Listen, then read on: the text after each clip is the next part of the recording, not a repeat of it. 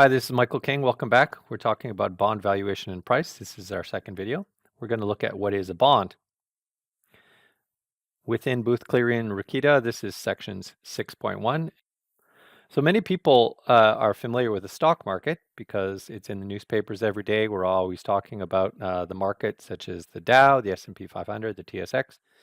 We don't tend to talk a lot about the bond market, but the bond market itself is actually much larger than the stock market, as seen here. What is a bond? Well, my favorite Bond is probably Daniel Craig, and if not him, then I would say Sean Connery. But there are many different types of bonds, and that is also true and when it comes to financial securities. So let's take a look. There's a lot of jargon, by the way, when it comes to bonds, so we're going to cover a lot of new words that you may not have heard before. What we have here is actually a picture of an old-fashioned bond certificate. And in fact, this is a U.S. Treasury note. It was issued by the United States government, specifically by the Treasury Department, to raise money for the government for its operations. It has a value as shown on the certificate of $1,000. This was an individual note. So this would be called the face value or the par value. And it pays a rate of interest as seen here of 9%. This note, although it's hard to read, was issued February 15th, 1979, and it matured on February 15th, 1987. So it had a maturity of, strangely, 8 years, which a maturity that no longer exists. It's hard to see, but in small print, it shows that interest is actually paid twice a year, or semi-annually, on August 15th and February 15th. Okay, so this note or bond is typical of North American bonds. They have face value of $1,000 for individual notes, and they pay interest semi-annually. Now at the bottom, in an old-fashioned bearer bond, which is this physical certificate, which is very rare these days, they would have these coupons, and these coupons would represent the amount of interest that would be paid every 6 months to the bearer. So they were called coupons because people used to literally clip them and mail them back to the U.S. Treasury to get their money. Each of these coupons is based on $1,000 face value, but will allow you to collect $45. So why is it $45 and not $90, which would be 9% of 1,000? The answer is because you get $45 every 6 months, or $90 over the course of a year. So that's what's meant by semi-annually. So each coupon is 9% divided by 2 times $1,000, $45. So here's some of that terminology more formally that we just looked at with this bond example. We know who the issuer is, who's the person that is borrowing the money, the government, corporation, or maybe a financial institution.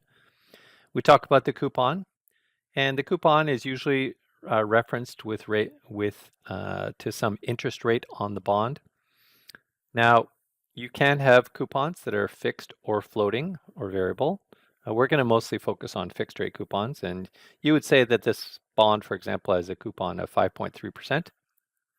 The frequency of payment, however, is going to be dependent on the jurisdiction. So in North America, for fixed rate bonds, they pay coupons semi-annually, whereas in Europe and Japan, they would pay annually. And if you ever have a floating rate instrument, they typically pay interest quarterly. There will be a maturity date, which is the date on which the bond has to repay the amount that has been borrowed, and it will be repaying the specific face value of each individual bond. So you may have $1,000 of bonds, but it would be made up of $1,000 face value individual bonds. The face value refers to the value of a single bond, as we saw with the U.S. Treasury note, $1,000. This may also be called the par amount, or sometimes the principal. The bond will actually, once it's sold and begins trade at a price. The price is, as we're going to see, is really the present value of all the future payments that you will receive, which are going to be the combination of the coupons as well as the face value once you receive it at maturity. Now, the return that you're going to receive if you hold the bond from you purchase it at a given price today and hold it until maturity is going to be called the yield to maturity, or YTM. Some people may call this the return or the internal rate of return, and you may also hear it referred to as the discount rate. Now, the total amount of bonds, the U.S. government as well as others will not just sell $1,000 of bonds, they will sell hundreds of millions, if not billions of dollars. So we would refer to the total amount sold at one point in time as the issue size or as the principal amount. So let's take a look. Here we have some details on a bond issued by BCE, Bell Canada Enterprises. This bond had a coupon of 3.25%. It was maturing on June 17th of 2020. It was trading at a price of 99.446 and had a yield of 3.346. Okay, so we know the issuer. The coupon is 3.25%, and because it's North American bond, it would be paid based on $1,000 semi-annually or every 6 months. The final coupon and the face value have to be repaid on this date. And this price is actually a price expressed as a percentage of par. So even though there was no percentage sign, 99.446 would mean that the bond was trading at a value of $994.46 for a $1,000 bond. So it was trading at a slight discount to its face value. And this yield would be what you would earn if you bought it and all the coupons that you received were reinvested. And this is a yield that reflects semi-annual compounding. So here we have this same bond as shown on Bloomberg, which is a software system that was developed by Michael Bloomberg, now one of the richest men in the world because of this. It basically shows you a lot of, he was able to put all the details for bonds into this computer as well as to create, if you like, a proprietary calculator for trading them. You can see here that the bond was issued by Bell Canada. It actually matured in June 17th, 2020, using a day count convention of actual. The coupon was 3.25%, payable semi-annually, and the par amount of one bond was $1,000.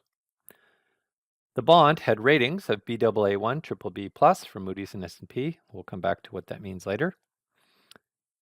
And you can see that the total amount of issued was 1 billion Canadian dollars. Okay. Now, the Bloomberg has many different pages describing the features of the bond.